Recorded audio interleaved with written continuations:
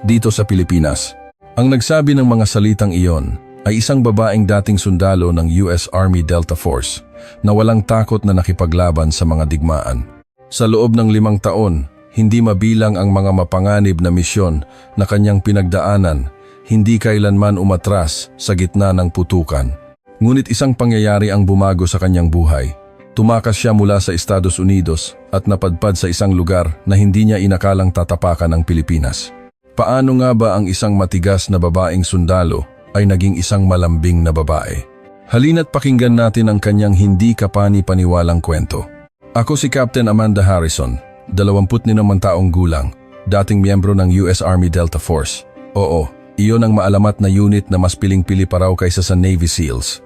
Ngayon, nakaupo ako sa isang coffee shop sa Bonifacio Global City sa Taguig, pinagmamasdan ang mga taong naglalakad sa labas.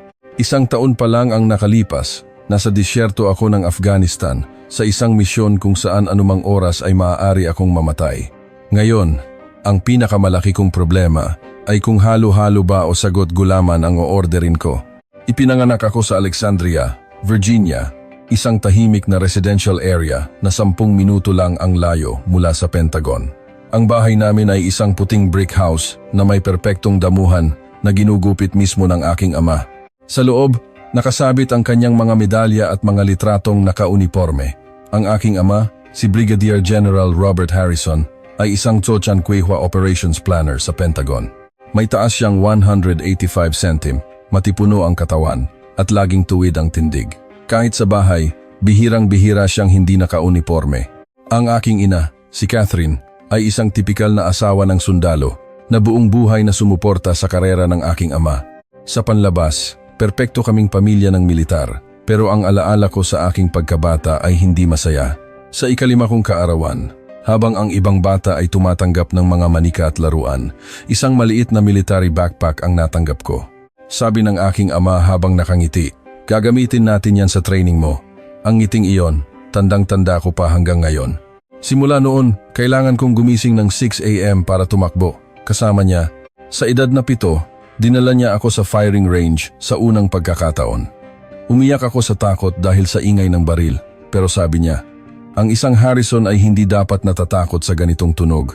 Tinapik niya ang likod ko iyon na yata ang pinakamalambing na nagawa niya sa akin. Pag-uwi galing eskwela, hindi homework ang naghihintay sa akin, kundi physical training. 50 push-ups, 100 sit-ups yan ang batayan. Kapag inaaya ako ng mga kaibigan ko, palagi kong sinasabing, oras na ng training ko para tumanggi. Sa edad na 12, sumali ako sa isang wilderness survival training camp ng mag-isa. 1 buong linggo sa gubat, kailangang mabuhay mag-isa. Takot na takot ako, pero hindi ako pwedeng umiyak. Sabi ni Papa, kapag umiyak ako, bagsak ako. Dahil sa ganitong pagpapalaki, naging napakatibay ko. Sa high school, ako ang team captain ng track and field at laging una sa mga shooting competition. Sa entrance exam ng West Point, ako ang nakakuha ng pinakamataas na marka. Iyon ang unang beses na sinabi sa akin ni Papa ang salitang proud. Ang saya ko noon. Ngayon ko lang napagtanto kung bakit ganoon na lang kahalaga iyon sa akin.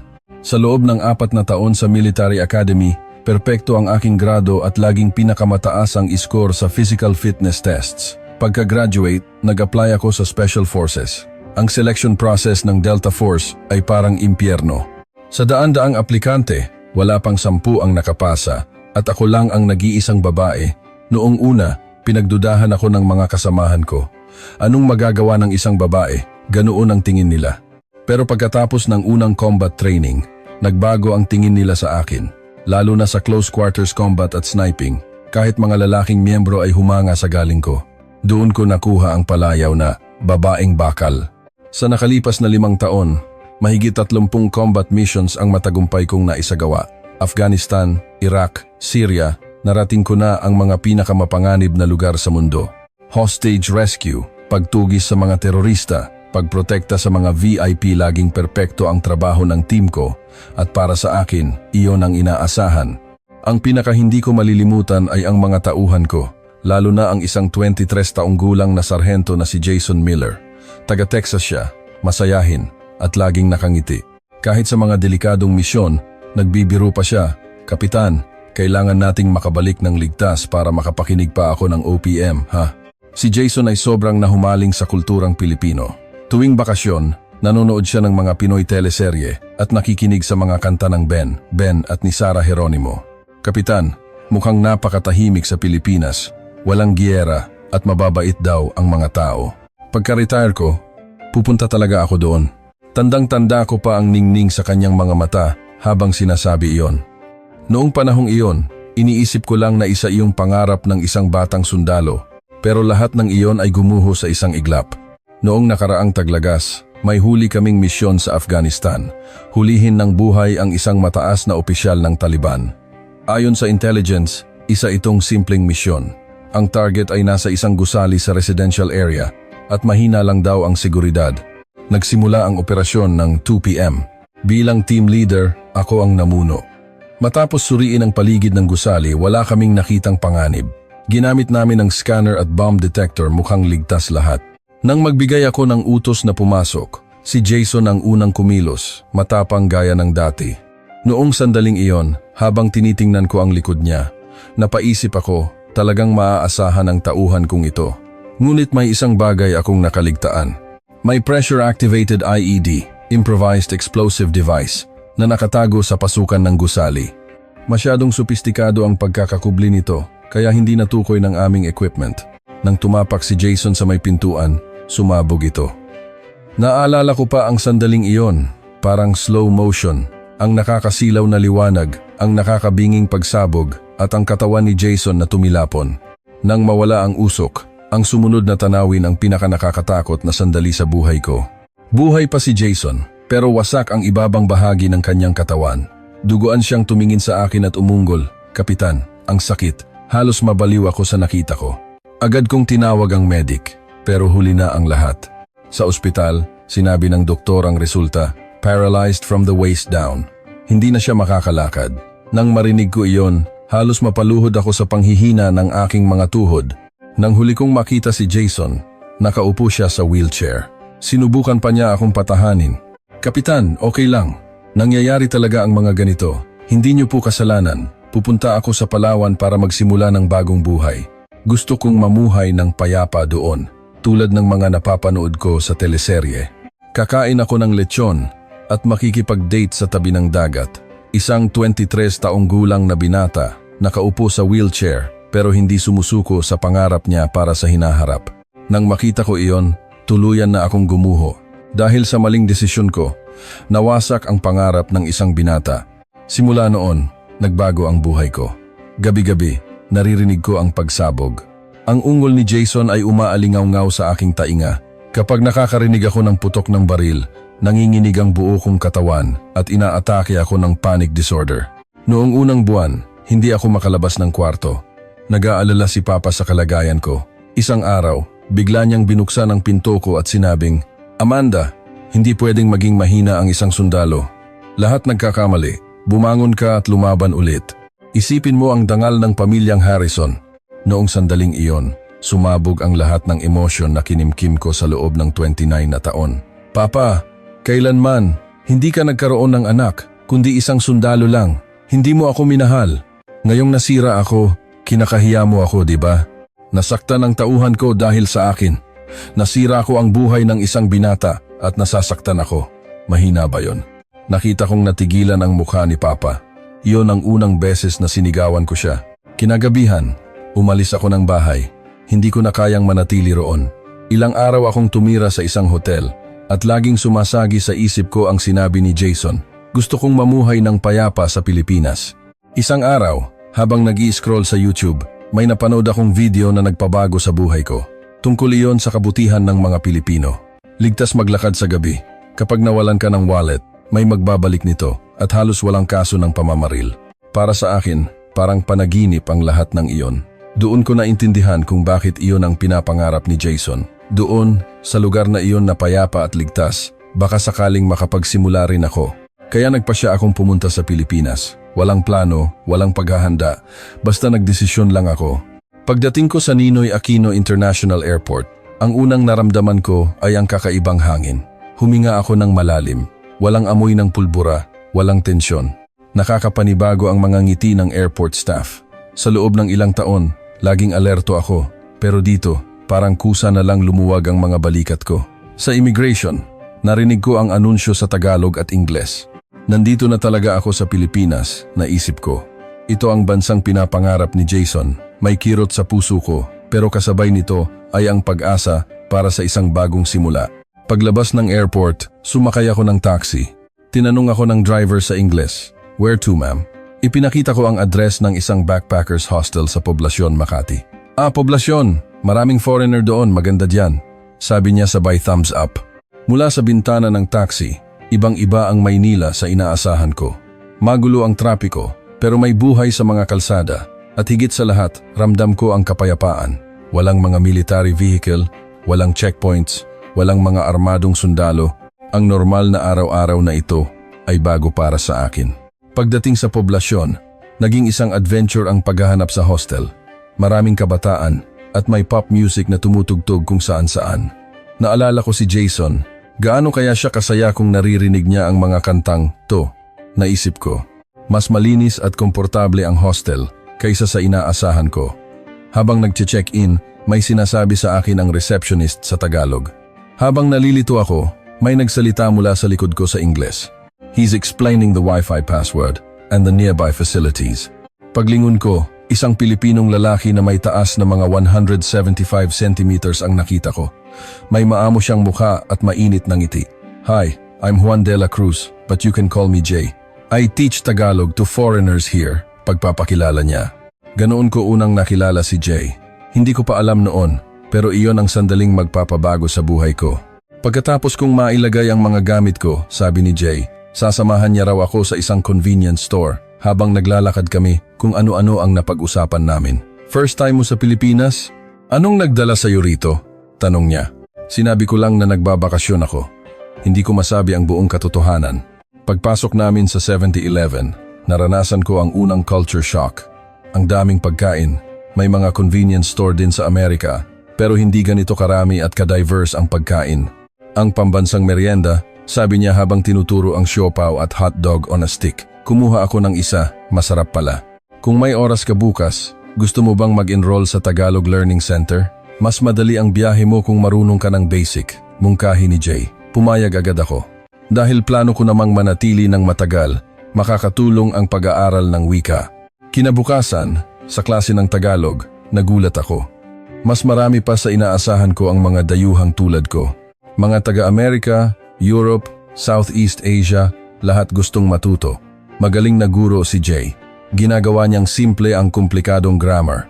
Ang mga itinuturo niya ay praktikal. "Salamat, magandang umaga, pasensya na, paano umorder ng pagkain, paano magtanong ng direksyon." Pagkatapos ng klase, tinanong ako ni Jay kung gusto kong mananghalian para maranasan ang lutong bahay. Sumama ako. Sa isang kalapit na karinderya, unang beses akong nakatikim ng sinigang. Medyo maasim, pero ang sarap sa pakiramdam. "Kamusta ang pagkaing Pinoy? Okay ba sa panlasa mo?" tanong niya. "Mas masarap sa inaasahan ko, lalo na itong maasim na sabaw," sagot ko. Ngumiti si Jay. Soul food ng mga Pilipino ang sinigang. Kahit araw-arawin, hindi nakakasawa.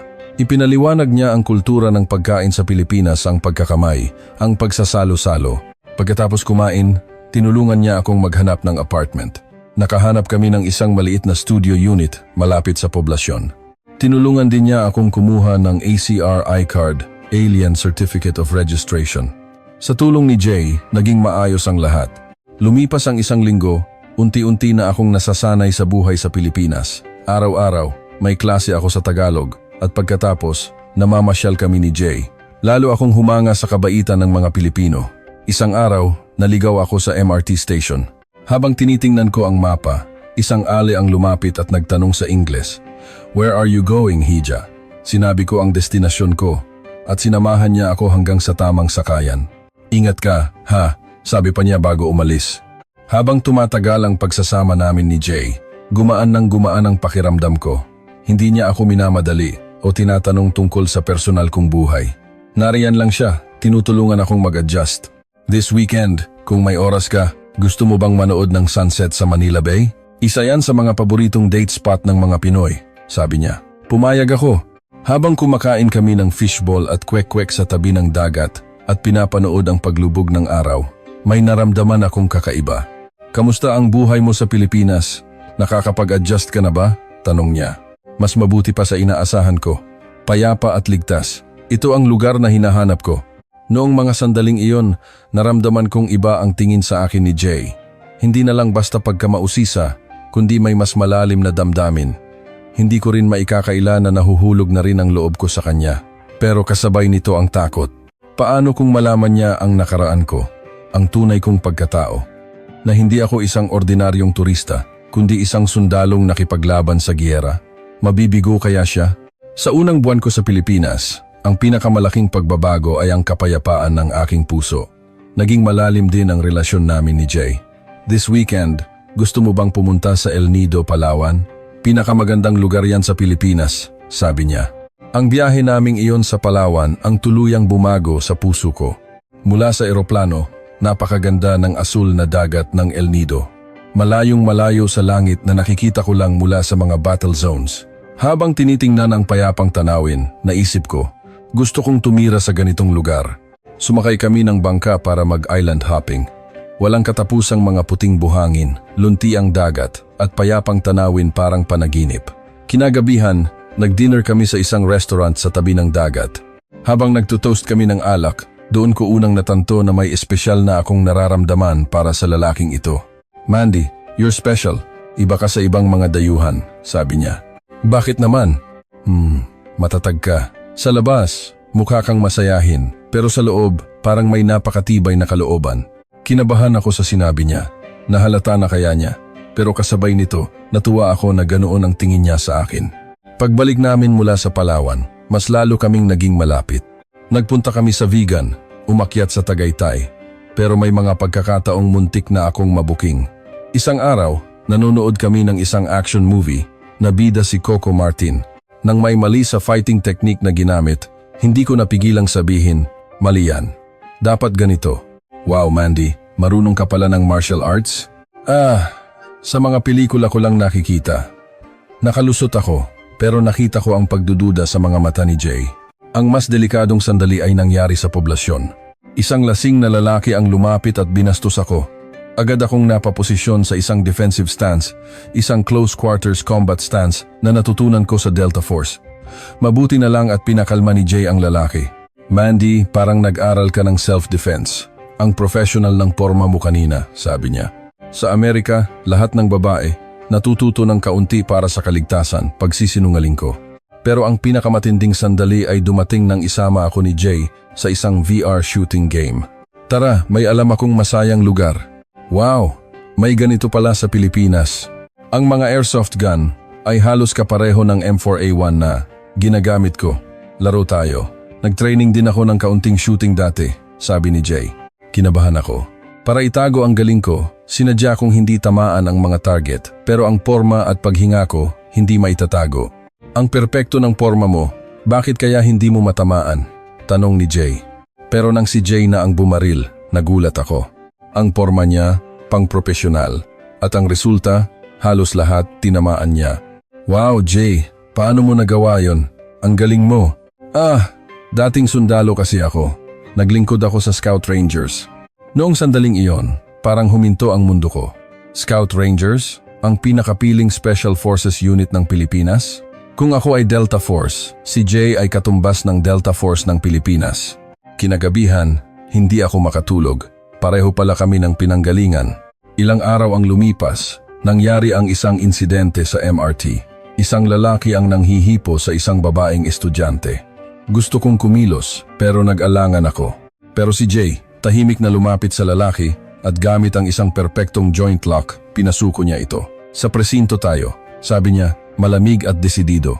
Paglabas namin ng police station, tahimik kaming naglakad. Si Jay ang unang nagsalita. Mandy, mag-usap tayo ng tapat.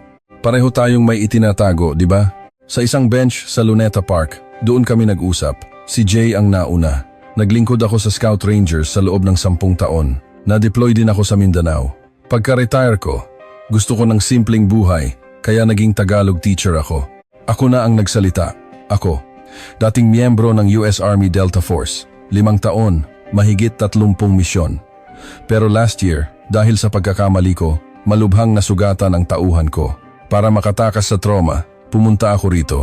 Nanlaki ang mga mata ni Jay, pero hindi pagkagulat ang nakita ko, kundi pag-unawa. Kaya pala ganyan ka katatag, at yung mga kilos mo minsan, parang sundalo, nahalata mo pala, medyo.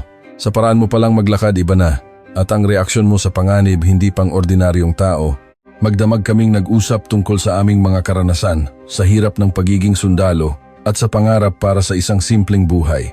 Hindi ka nag-iisa, nandito na ako, sabi ni Jay. Muntik na akong maiyak. Buong buhay ko, kailangan kong maging matatag. Ngayon lang may nagsabi sa akin ito. Ako rin, kasama ka, parang kaya kong magsimula ulit. Nang ilabas namin ang katotohanan, mas lalong lumalim ang aming relasyon. Naging tunay kaming magkasangga na naghihilom sa sugat ng isa't isa, pero hindi pwedeng laging masaya. Pagkatapos ng 6 na buwan sa Pilipinas, kailangan ko nang gumawa ng desisyon. Isang gabi, habang naglalakad kami sa tabi ng Manila Bay, nag-propose si Jay. Mandy, gusto kitang makasama habang buhay. Pakasalan mo ako. Napakumplikado ng naramdaman ko. Masaya, pero may takot. Oo, payag ako, pero kailangan ko munang sabihin sa mga magulang ko. Ilang araw ang lumipas, tumawag ako sa kanila. Ang mukha ni Papa sa screen ay ganoon pa rin malamig at strikto. Amanda, nasaan ka ba? Basta ka na lang nawala. Sorry pa, nasa Pilipinas po ako at ikakasal na ako. Talaga? Anong klaseng lalaki? Tanong ni Mama. Pilipino po siya. Mabait po siyang tao. Natigilan si Papa. Pilipino? Amanda, nababaliw ka na ba? Ang mag-asawa ng isang Asyano? Nakalimutan mo na ba ang tradisyon ng pamilyang Harrison? Isa kang sundalo. Nasaktan ako sa mga salita niya. Papa, isa siyang mabuting tao. Naiintindihan niya ako at mahal niya ako. Hindi ako papayag. At ibinaba niya ang tawag. Umiyak ako ng gabing iyon. Hinagod ni Jay ang likod ko. Huwag kang mag-alala, Mandy. Ako mismo ang pupunta sa Amerika para kausapin ang papa mo. Talaga? Pero hindi basta-basta magbabago ang isip niya. Kahit na, susubukan ko. Para sa'yo, gagawin ko ang lahat. 2 linggo ang lumipas, lumipad nga siya papuntang Amerika. Naghanda kami ng mga regalo, Barako coffee, isang hand-woven na pinya scarf at mga dried mangoes. Sa airport, sobrang kaba ko. Alam na alam ko kung gaano katigas ang ulo ni Papa. Sa Amerika, nagkita sila. Nakapormal na suit si Jay. Magandang araw po, General Harrison. Ako po si Juan de la Cruz. Nandito po ako para hingin ang kamay ng anak ninyo, si Amanda. Malamig pa rin ang boses ni Papa. Inabot ni Jay ang mga regalo. Maliit na pasalubong po mula sa Pilipinas. Tiningnan lang ito ni Papa. Pagkatapos ay sinabi ni Jay ang kanyang pagkatao. Naglingkod po ako sa Philippine Army 1st Scout Ranger Regiment sa loob ng 10 taon. Biglang nagbago ang itsura ni Papa. Scout Rangers? Kung ganoon? Opo. Naging bahagi ako ng mga anti-terrorism operations at na-deploy din po sa ibang bansa. Biglang lumapit si Papa. Talaga? Ang alam ko, isa yan sa mga pinakamagagaling na Special Forces unit sa mundo. Salamat po. Maraming beses na rin pong nakipagtulungan ang unit namin sa US Army. Nakapag-training na rin po kami kasama ang Delta Force. Mula noon, tuluyang nagbago ang ihip ng hangin. Nagsimula silang mag-usap na parang mga sundalo. Alam mo ba kung bakit pumunta rito si Amanda?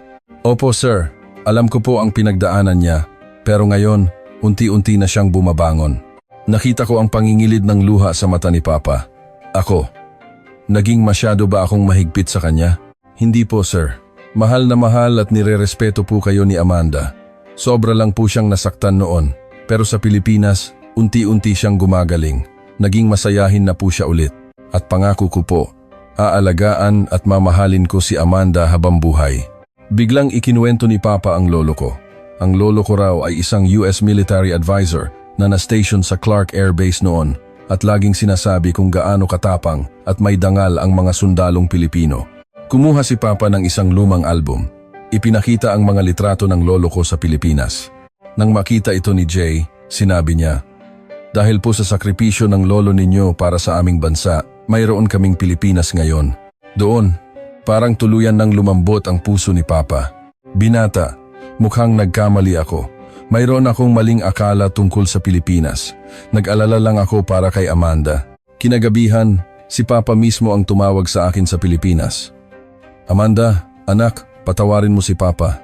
At congratulations." Nakausap ko na si Jay. Napakabuting tao niya. Alam kong aalagaan ka niya. Iyon ang unang pagkakataon na naramdaman kong tinanggap ni Papa ang desisyon ko. Pagbalik ni Jay, sinalubong ko siya ng yakap sa airport. Success! Pumayag na si Papa. Pagkatapos ng 3 buwan, ikinasal kami sa Pilipinas. Lumipad ang mga magulang ko para dumalo. Mula sa unang araw, hindi tumigil si Papa sa paghanga. Ligtas pala talaga rito, kahit sa gabi, pwedeng maglakad. Si Mama naman, na humaling sa pagkaing Pinoy. Ang sarap pala ng lechon.